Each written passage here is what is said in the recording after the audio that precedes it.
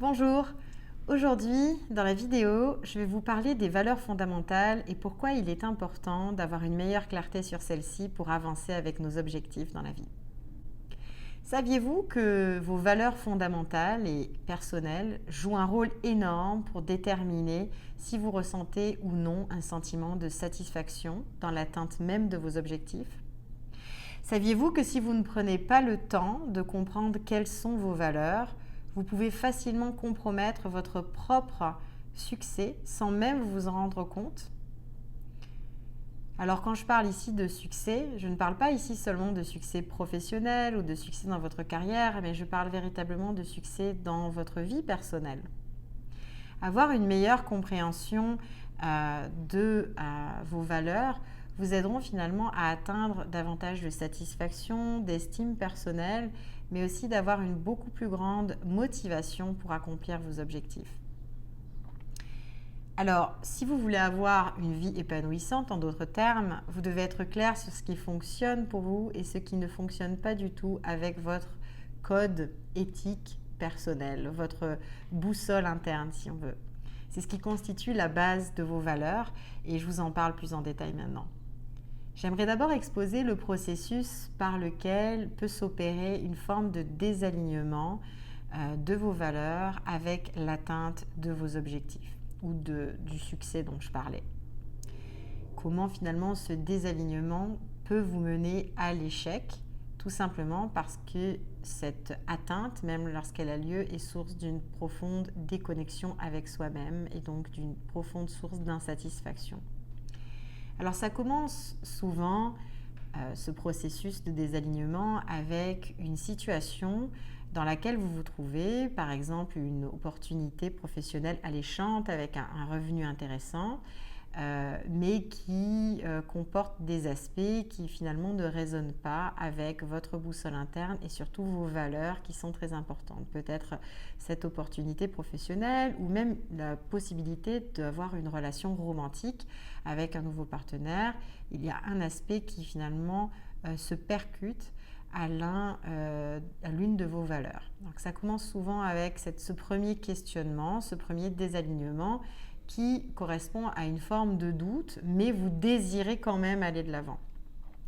La deuxième chose qui s'opère une fois que cette opportunité se présente, c'est que vous allez vous retrouver dans un processus où vous cherchez des justifications ou des excuses pour quand même aller de l'avant, même si vous sentez au fond de vous-même qu'il y a des choses qui provoquent un certain inconfort ou une forme d'incertitude quelconque par rapport à vos valeurs.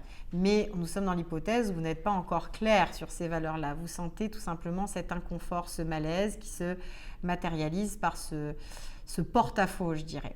Donc là, comme je disais, vous rentrez dans un mécanisme où parce que vous désirez quand même cette opportunité qui alléchante ou alors cette possibilité d'une rencontre amoureuse, vous allez rentrer dans un mécanisme de justification et d'excuse. Alors, le problème même de devoir trouver des excuses ou des justifications à pourquoi vous voulez quand même aller de l'avant va mener à une forme de conflit intérieur. Et vous allez poursuivre, si vous poursuivez quand même avec cet objectif, le conflit intérieur qui est né de la justification et du désalignement avec vos valeurs va finir par vous dérober de la joie même, de l'accomplissement de cet objectif ou de ce projet ou de cette opportunité, même si vous y parvenez. Donc si vous allez de l'avant, en gros, mais si vous êtes désaligné avec vos valeurs, vous allez passer par ce processus de justification et parce que vous avez dû vous-même vous convaincre alors qu'en fait, en réalité, ça ne vous correspond pas, ça va vous dérober de cette joie, de cette profonde satisfaction et c'est ça qui peut mener à une foule de sentiments négatifs. Même si vous avez objectivement atteint vos objectifs, vous pourriez vous retrouver déprimé, avoir une grande fatigue et ça peut s'exprimer donc de différentes manières. Il est même possible que vous finissiez par vous saboter vous-même, donc de saboter votre propre succès sans vous en rendre compte, parce que justement, il y a ce désalignement entre vos valeurs et ce projet. Vous pourriez même vous tourner vers des formes d'excès dans le but de noyer votre inconfort interne, donc ce conflit qui est apparu suite à la nécessité de formuler des justifications. Et donc, comme je le disais, même si vous parvenez à réussir à un certain niveau, le succès que vous risquez d'obtenir risque plutôt d'être creux, sans véritable sens de joie ou de satisfaction. En résumé, peu importe comment cela se déroule, une vie exceptionnelle remplie de joie et d'harmonie intérieure n'est possible que si nous honorons notre code éthique personnel et les valeurs qui nous animent. Et en même temps, connaître ces valeurs, connaître ce code éthique personnel nous permet d'établir des limites et des barrières de ce qui est acceptable et ce qui finalement ne va pas nous conduire à une situation de joie ou dans cette fameuse quête du bonheur, comme l'explique Gretchen Rubin. Alors, comment faire pour mieux se connaître en termes d'éthique, de code éthique personnel et surtout mieux connaître ses valeurs? Il existe plusieurs outils de connaissance de soi pour entamer la réflexion sur le sujet. Il y a des personnes qui vont utiliser justement le journal à ses fins pour apprendre à mieux se connaître et mieux anticiper les réactions. Puis souvent, de l'écriture d'un journal, on peut remarquer des tendances, des mots-clés qui reviennent, puis ces mots-clés eux-mêmes peuvent constituer des formes de valeurs pour les personnes. Mais encore là, faut-il avoir un effort assez conscient, donc ce qu'on appelle la pleine conscience, pour arriver à faire ressortir de ces écrits au quotidien quelque chose qui va être productif et nous mener à davantage de clarté sur nos valeurs. Il existe évidemment aussi toutes sortes de podcasts, de livres qu'on peut lire qui vont susciter des réflexions chez nous et peut-être faire naître quelques révélations sur quelles sont les valeurs qui nous animent. L'exercice que je propose des commandements du bonheur dans une autre vidéo peut aussi nous servir de base pour réfléchir à ces valeurs et à ce code éthique personnel. Mais bien souvent, le coaching en fait peut vous aider à avoir une attitude beaucoup plus consistante dans votre réflexion par rapport aux valeurs.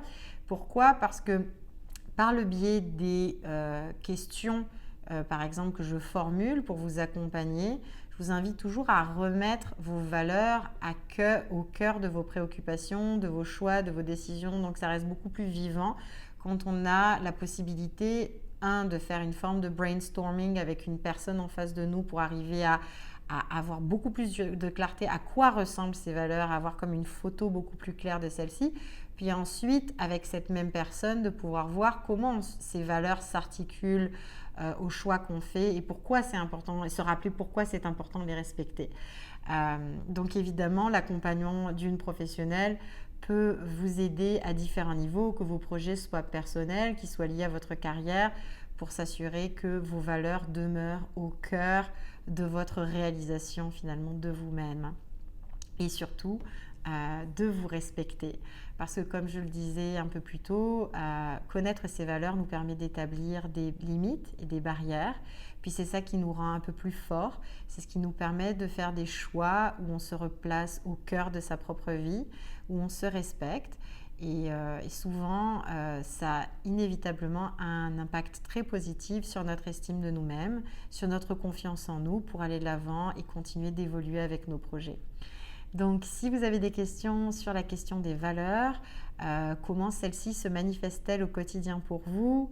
Quelles sont les valeurs qui sont au cœur de votre vie et vous permettent finalement de vous respecter ? J'aimerais beaucoup vous entendre sur le sujet et je vous dis à très bientôt. Merci.